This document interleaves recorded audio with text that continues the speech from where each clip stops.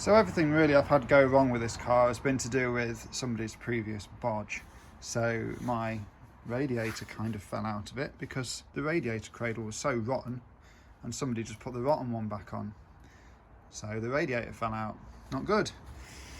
This problem with the this panel thing on the back of the block had absolutely no actual gasket on it.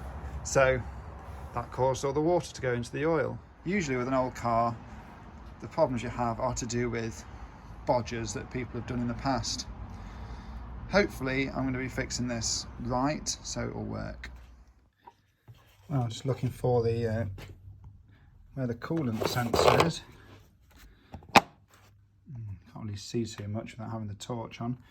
Basically it's there, but I found something. My travels down here. What's this? Oh, it must be a factory option, the old coolant bypass low warning switch thingy. Might explain why the low coolant light didn't come on, and also why I've got such good accessibility to the horrid hose here. It's really difficult to do. I feel like I may as well do that as well. Also I want to do the belts.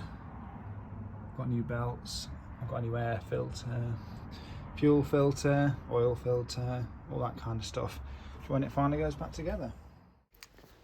Another £130 spent on top of the previous £170 spent on a car that does 20 miles to the gallon that's worth next to nothing in a fuel crisis. This makes perfect sense, I'm sure.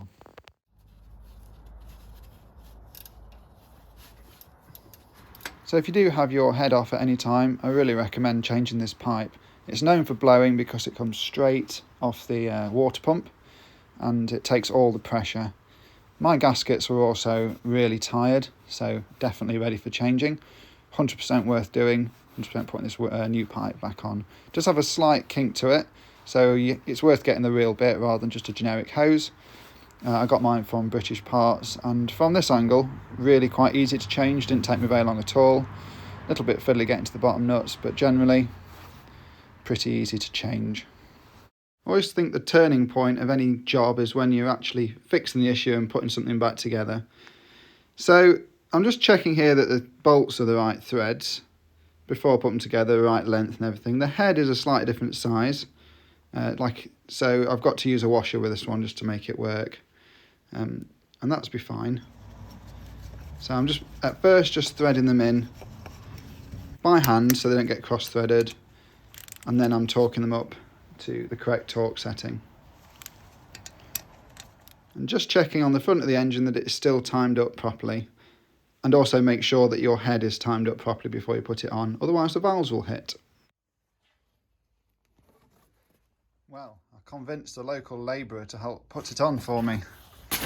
Literally only just lifted it on, very easy as you'd imagine, just drop it on, making sure that it's timed up sort of close-ish, and there's a couple of old bolts there just to stop it moving anywhere. So time to put the actual bolts in and tie this puppy down. So I'm just hand screwing in some brand new head bolts. Apparently you can reuse the old ones twice, so 3 total uses.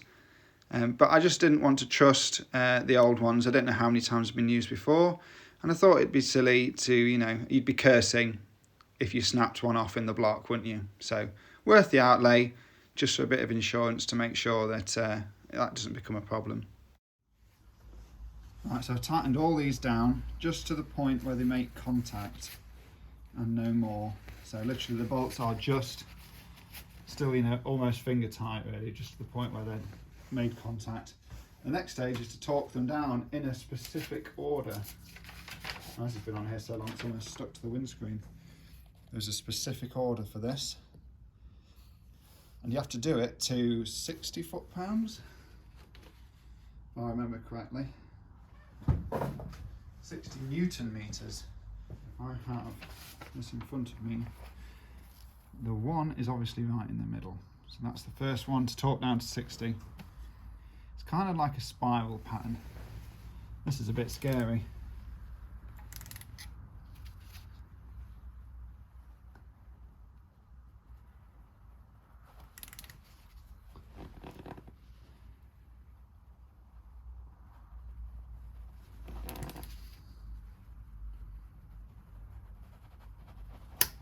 That's that. That's number 1 done. Number 2 is this one directly opposite.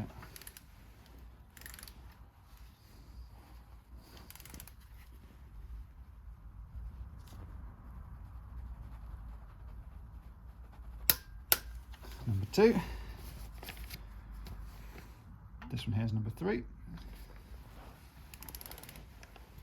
So I'm just going to continue doing the rest of those, and I'll put it on time lapse. Whatever engine you happen to be putting a head on, it'll have some sort of similar thing with some sort of pattern it's got to do it in. It's really important to prevent warping the head or making sure it just sits properly. All torqued down to that 60 foot-pounds. Now I need to do a further 90 degrees in exactly the same order.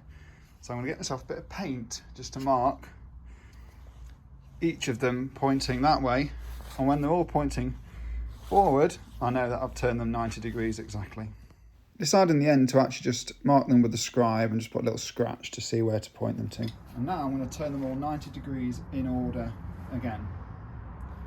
The idea being the mark's going to end up facing forwards, hopefully. What I'm trying to do is I'm going to need a breaker bar for this, so that I can hopefully get somewhere close to no flex.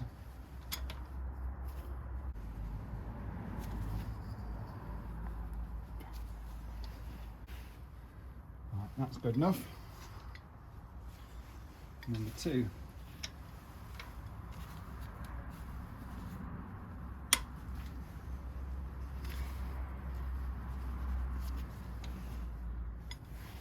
Number 3.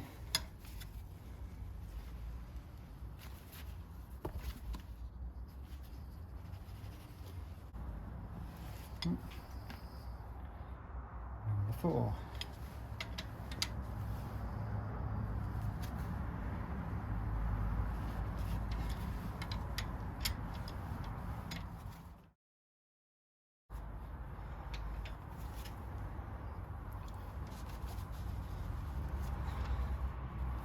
Perfect. Number 8. Right, that's the head bolted down. Whew. Bit of a dilemma with the input gasket. The original one seems to be a single piece. I don't know, but it looks like this is 2.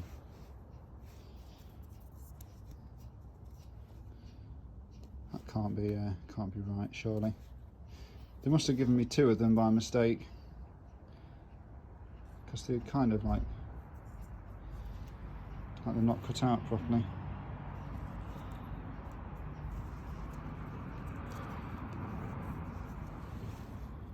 It feels about the same thickness of one of these.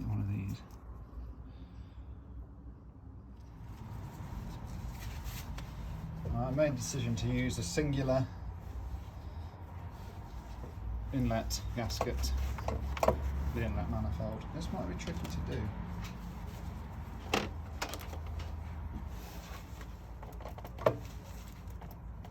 As long as I get it over that nut there. Maybe that's why I give 2, because they'll know that you'll tear the first one.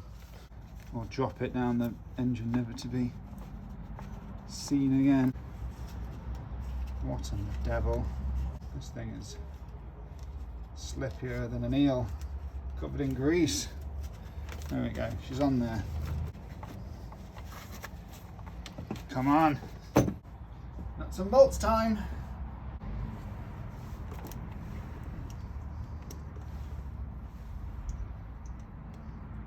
Nice little locking washers on there.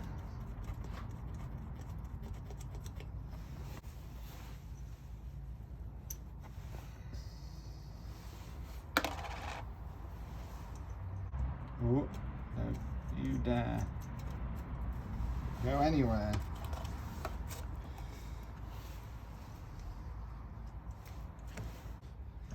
Oh, it's cold today. I'm really terrified I'm going to lose one of these. She doesn't need all of them, as long as most of them are in there. That'll be good enough. Don't want to have to start magnet fishing. That was the pleasing sound of it going in the hole. And remember, cross-threaded is still threaded. It's just like Loctite, really. You know, just jam it in there, and it's whoever's the next guy is doing its problem, not yours. Just kidding, of course. I wouldn't do that. Some ratchet spanners would be useful for Christmas. It's a hint to whoever watches it.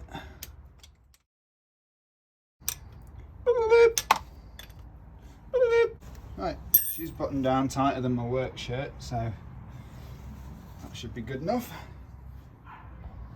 Make sure not to forget those 3 bolts at the front, easily forgotten.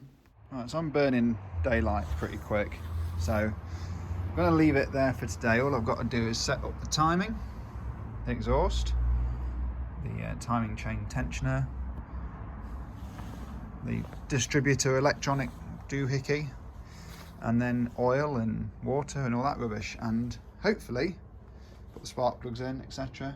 It'll be ready to go. So Merry Christmas, thanks for watching, like, comment and subscribe. You see how it gets finished then.